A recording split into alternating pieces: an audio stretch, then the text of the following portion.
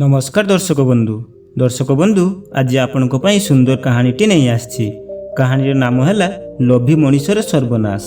गोटे नगर में हीरालाल नामक सेठ रोते। तांको पाखरे बहुत मात्रा धन थिला। दूर दूर पर्यंत तांकर व्यापार लंबी जाइथिला। थरे व्यापार करिबा पई हीरालाल विदेश जाउथिले। आ जाउथिबा रास्ता रे गोटे नदी पड़िला। हीरालाल को ताकू पार करिबार थिला। से सेठ हीरालाल पाखरे सुनार मुद्रार भर्ती गोटे बैग साथी नहीं जाइथिले।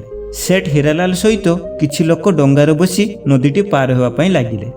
आ जेमिति डंगाटी मझी नदी रे पहुँचिला डंगाटी दोहलिबा पई लागिला। आउ सेठको हाथ रे थिबा सुनार मुद्रार भर्ती बैगटी नदी पानी रे पड़ीगला। सेठ व्यस्त ही डंगारे थिबा लोकमानंकु बैग को आनिबा पई अनुरोध करिले, किंतु नदीर पानी अधिक थिबारु केही जिबा पई साहस करिले नाही आ मना करिदेले। किंतु सेठ को तो से बैगटी दरकार थिला। सेठ बुद्धि लगाई बैग आनिबा वाला को 501 टंका पुरस्कार देवा पई रखिले।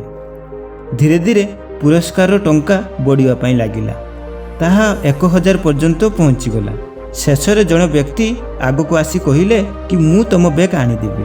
किंतु से व्यक्ति जनक गोटे शर्त रखिले कि नदी बैग आनिला परे से बैगटी निजे खोली देखिबे आउ सेथिरे मते जहा भल लागिबो मु तुमको सेटा देबी। कुह मो शर्तरे तुमे राजी अछो कि? सेठ भाबिले जदि आउ डेरी करी देबी ताहाले बैगटी पानी रे भासी कुआडे चली जिवो। बैगरु किछि भी जदि मते मिली जिवो ताहाले क्षति कोन? सेठ से व्यक्ति को शर्तरे राजी होई गले। आउ से व्यक्तिटी बहुत साहसी थिले। से तुरंत नदी को डेई से बैगटी को बाहर करी आनिले। और बैग बाहर को आसिला परे सेठ लंबा निश्वास मारिले। आउ से बैग रे कौन अच्छी जानिबा पई डंगारे सबु लोक आग्रह सहकारे चाहि रहिथिले। शर्त अनुसार से व्यक्तिटी जेमिति से बैग खोलिले देखिले सुनार मुद्रार भर्ती होई रहिछि। सेठ भाबिले से व्यक्तिटी किछि सुना मुद्रा नहीं आउ मते फेराई देबे। किंतु से व्यक्तिटी सुनार मुद्रा देखि तार लोभ बढ़ीगला। आउ शर्त अनुसार से व्यक्तिटी भाबिले मते तो जहा भल लागिवो मु ता सेठ को देबी कहिथिले। तेणु सुनार मुद्रा को बाहर करी नहीं खाली बैगटी देई देबी। आउ सतरे से लोकटी सुनार मुद्रा सब बाहर करी नहीं सेठ को खाली बैगटी धराई देले। आउ सेठ कहिले मु ए खाली बैग नहीं कौन करिबी? किछि सुना मुद्रा तमे नहीं आउ मते देई दियो। किंतु से व्यक्ति जनक शर्त मने पकाई देले कि जहा मते भल लागिवो मु तुमको देबी आउ ए खाली बैगटी मु तुमको देउछि। सेठ शेषरे कहिले तमे अधा सुना मुद्रा रखिनियो आउ अधा मते फेराई दियो। लोकंकर बुझाइवा द्वारा भी से व्यक्तिटी मानिले नाही, काहेकि ना तांकु सुना मुद्रारे बहुत लोभ होई जाइथिला। तेणु से लोकटी न मानिबा द्वारा सेठ न्याय पाई राजांक पाखकु गले। राजा सेमानंकर दुई जनकर कथा सुनिले आउ शर्त भी लेखिदेले। तापरे से व्यक्ति को राजा पचारिले तमे से बैगटी जेतेबेले खोलिल से बैग रे कौन थिला? से व्यक्तिटी कहिले सुनार मुद्रा थिला। राजा पचारिले तुमको ये सुनार मुद्रा भल लागे? से व्यक्ति जनक कहिले बहुत भल लागे।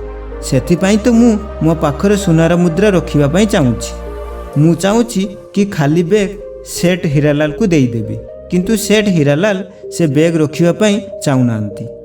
राजा कहिले ठीक अच्छी तमे तुमर शर्त को आउ थरे मते सुनाओ। से लोभी व्यक्तिटी कहिले जहा मते भल लागिबो ताहा मु सेठ हीरालाल को देबी। राजा कहिले ए सुनार मुद्रा तो तुमको भल लागुछि, ताहाले तमे सेठ हीरालाल को काहेकि सुनार मुद्रा दउन? राजार कथा सुनी से लोभी व्यक्तिटी भाबिबा पई लागिले कि से निज जाले रे निजे फसी जाइछंती। से लोभी व्यक्तिटी कहिबा पई लागिले कि मु अधा सुना मुद्रा सेठ को देई देबी।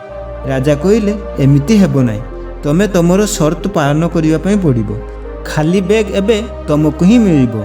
तमे एहा को रख नले फंपाड़ी दियो। राजा शर्त अनुसार आदेश देई देले। आउ राजांको न्याय अनुसार सेठ हीरालाल को सबु सुना मुद्रा मिलिगला। आउ से लोभी व्यक्ति को खाली बैग रखिबा पई पड़िला, काहेकि ना से निजर शर्त अनुसार निजे ही हारी जाइथिले।